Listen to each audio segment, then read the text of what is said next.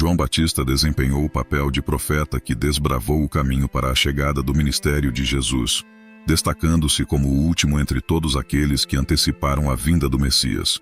Por essa razão, ele é honrosamente conhecido como o arauto do Messias, e também como o último dos profetas.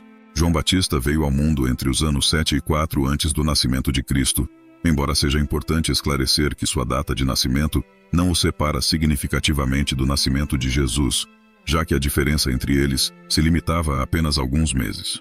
Isso ressalta um equívoco em nosso calendário em relação à data de nascimento de Jesus. João Batista era o filho de um casal idoso pertencente a uma linhagem sacerdotal. Seus pais eram Zacarias e Isabel. Notavelmente, Isabel era parente de Maria, a mãe de Jesus. O termo grego utilizado para descrever o parentesco entre Isabel e Maria sugere uma relação de sangue ou pertencente à mesma família, embora seja um termo aberto à interpretação. A maioria dos estudiosos, no entanto, sustenta a crença de que Isabel e Maria eram primas. Se essa interpretação estiver correta, isso implicaria que João Batista e Jesus eram primos de segundo grau. Neste vídeo, você terá uma compreensão abrangente do que a Bíblia nos diz sobre a figura de João Batista. Mas antes, se você ainda não se inscreveu aqui no canal, inscreva-se agora e ative também todas as notificações, compartilhe e deixe aí embaixo nos comentários o que você sabe sobre a história e o que achou do vídeo. E vamos lá. O anúncio do nascimento de João Batista é um dos relatos mais notáveis encontrados nas Escrituras. Os pais de João Batista eram judeus profundamente devotos e tementes a Deus, que aguardavam com expectativa a chegada do Messias. No entanto, eles enfrentavam a angústia da infertilidade, pois Isabel era estéril. Em um dia especial, enquanto Zacarias estava desempenhando suas funções sacerdotais, ele recebeu a visita do próprio anjo Gabriel. Foi nesse momento que o anjo anunciou a notícia extraordinária do nascimento de um filho e revelou o nome pelo qual ele deveria ser chamado: João. O anjo Gabriel também revelou que João Batista seria preenchido com o Espírito Santo desde o momento em que estava no ventre de sua mãe. No entanto, quando o anjo apareceu diante de Zacarias, este ficou tomado pelo medo. Após o anúncio, a reação de Zacarias foi marcada pela incredulidade, resultando em uma sentença que o forçou ao silêncio. Esse estado de Zacarias provavelmente não se limitava apenas à mudez, mas também à surdez. Além disso, quando Maria recebeu a visita de Gabriel, que lhe anunciou o nascimento de Jesus, o anjo também mencionou a gravidez de Isabel. Esse fato impeliu Maria a visitar Isabel, unindo as duas famílias em um momento de grande significado. Nesse instante memorável, quando Isabel ouviu a saudação de Maria, a Bíblia registra que João Batista, ainda no ventre de sua mãe, deu um salto de alegria. Mais tarde, quando chegou o momento oportuno, Isabel deu à luz a João Batista. Durante a cerimônia de nomeação do bebê, Zacarias, seu pai, recuperou a capacidade de fala. Inicialmente, as pessoas presentes estavam inclinadas a chamá-lo de Zacarias, mas, de maneira sobrenatural, Isabel proclamou o nome João, antes mesmo de Zacarias confirmá-lo por escrito em uma tábua.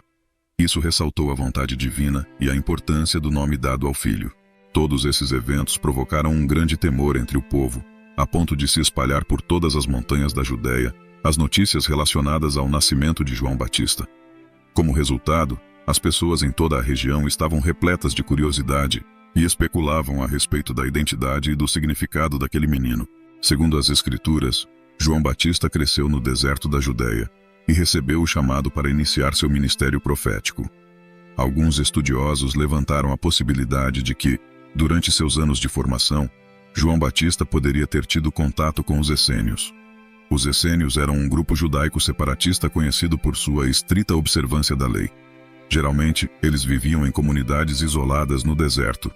No entanto, independentemente de sua ligação com os essênios, é inegável que João Batista passou por uma experiência espiritual única que o capacitou a cumprir sua missão especial de preparar um povo disposto para o Senhor, como registrado em Lucas 1:17. Assim, ele efetivamente se desvinculou de qualquer influência anterior, e logo que deu início ao seu ministério profético, João Batista ganhou amplo reconhecimento como pregador do arrependimento. Como resultado, um grande contingente de judeus se reunia rapidamente para ouvir suas palavras. A mensagem de João Batista era áspera, porém, extremamente vital. João Batista adotou uma abordagem intransigente ao confrontar as normas judaicas, denunciando os fariseus e os líderes religiosos da nação como uma raça de víboras. Para João, a mera ascendência de Abraão não era suficiente. Ele enfatizava a necessidade de um verdadeiro recomeço, um arrependimento genuíno. Como resultado, muitos buscaram o batismo do arrependimento no Rio Jordão ao confessarem seus pecados. Essa prática é uma das razões pelas quais ele ficou conhecido como João o Batista. Em sua mensagem, João Batista convocava aqueles que permaneciam fiéis dentro da comunidade judaica a abraçar um arrependimento sincero. Este grupo remanescente, conforme João Batista enfatizava, estava sendo preparado para a chegada de alguém de grandeza superior à sua própria. João era claro em seu papel como o arauto do Messias que estava à porta, indicando que apenas estava cumprindo o papel de precursor. Ele também advertia que, enquanto ele batizava com água, aquele que viria depois dele batizaria com o Espírito Santo e com fogo. Não haveria meio termo. O Messias traria tanto a salvação quanto o juízo. A severidade e a urgência da mensagem de João Batista ficavam evidentes em suas palavras, quando ele proclamou: "E também agora está posto o machado à raiz das árvores. Toda árvore que não produz bom fruto é cortada e lançada no fogo."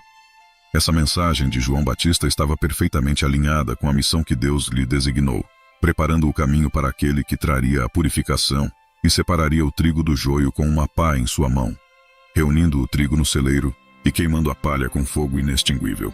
De fato, a mensagem do último profeta antes da vinda do Messias não poderia ter sido diferente.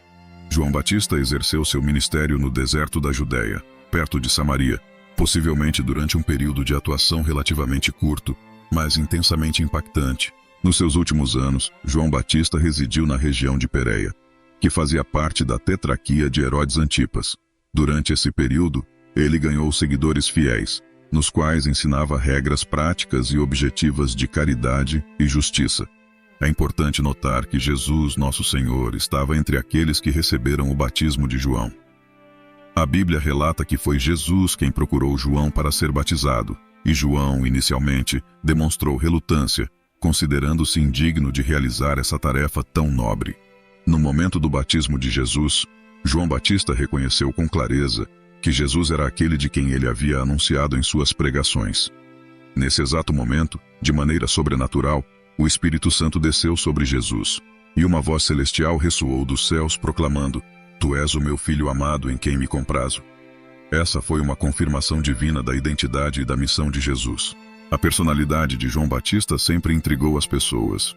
Embora os evangelhos forneçam poucas informações pessoais sobre ele, o que é mencionado sugere que João Batista era uma figura de personalidade forte e vigorosa, o que estava em perfeita sintonia com a singularidade de sua mensagem. A Bíblia nos informa que João Batista se vestia de maneira extremamente simples, usando vestes feitas de pelos de camelo e um cinto de couro em volta de seus lombos. Essa escolha de vestimenta, sem dúvida, contribuía para sua imagem marcante e enfatizava sua abordagem austera e despojada em sua pregação. No livro de Mateus, capítulo 11, versículo 8, o próprio Senhor Jesus mencionou o fato de que João Batista não vestia roupas refinadas. Além disso, João aderiu a restrições semelhantes às dos nazireus, como a proibição de consumir bebidas alcoólicas.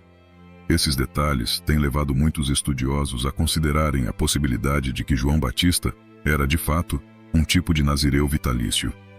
Isso significa que ele não adotou a vida de um nazireu apenas por um período de voto específico, mas durante toda a sua vida. A dieta de João Batista também refletia essa simplicidade. Ele se alimentava de mel silvestre e gafanhotos, alimentos que poderiam ser encontrados no deserto. Essa escolha alimentar destacava ainda mais seu estilo de vida despojado e singular. Certamente esses dois itens não representavam toda a alimentação do profeta, mas sim eram símbolos evidentes de seu estilo de vida simples. Eles serviam como uma demonstração visual de sua forte e viva reprovação de tudo o que ele denunciava. Em certo momento, surgiu a suspeita de que João Batista estava liderando um movimento popular que poderia ter implicações imprevisíveis, especialmente no âmbito político. Essas suspeitas foram despertadas em parte pelas ações de João e chamaram a atenção de Herodes Antipas. Além disso, Herodias, a esposa de Herodes, ficou particularmente indignada com João Batista por ele ter denunciado a ilegalidade de seu casamento com Herodes. Essa denúncia agravou ainda mais a situação, levando à prisão de João Batista na fortaleza de Herodes. Inicialmente, Herodes não estava inclinado a matar João Batista.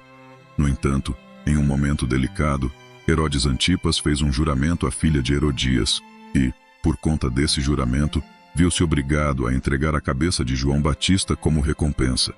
Assim, João Batista, o último dos profetas da antiga aliança, acabou sendo decapitado. De forma notável, no tempo de João Batista, muitas pessoas o confundiram com Elias. João teve que esclarecer que ele não era o icônico profeta de Israel, mas, de maneira figurativa, poderia ser identificado como Elias, no sentido de que seu ministério profético e suas ações eram semelhantes às do profeta Elias em Israel. Isso fica particularmente evidente quando comparamos a profecia do profeta Malaquias, registrada nos capítulos 3 e 4 do seu livro, com o anúncio feito pelo anjo Gabriel, de que João prepararia o caminho do Messias no espírito e poder de Elias, conforme encontramos em Lucas, capítulo 1, versículo 17. Dessa forma, assim como Elias, João Batista denunciou o pecado e convocou as pessoas ao arrependimento. Portanto, o característico estilo do ministério profético de Elias se manifestou claramente no ministério de João Batista. Em resumo, uma descrição adequada de quem João Batista realmente foi pode ser encontrada em suas próprias palavras durante sua pregação, quando ele declarou: "Eu sou a voz daquele que clama no deserto. Endireitai o caminho do Senhor", como profetizado pelo profeta Isaías. Essa declaração enfatiza a natureza precursora e preparatória do ministério de João Batista para a vinda do Senhor. Quando finalmente aquele a quem João Batista tinha anunciado chegou, as palavras de João revelaram claramente a identidade desse Messias. Ele proclamou: "Eis o Cordeiro de Deus que tira o pecado do mundo. É necessário que ele cresça e eu diminua." Se você apreciou aprender sobre a história de João Batista na Bíblia, convidamos você a compartilhar suas opiniões e a compartilhar este vídeo com outras pessoas. Além disso, inscreva-se em nosso canal se ainda não o fez para mais conteúdo relevante.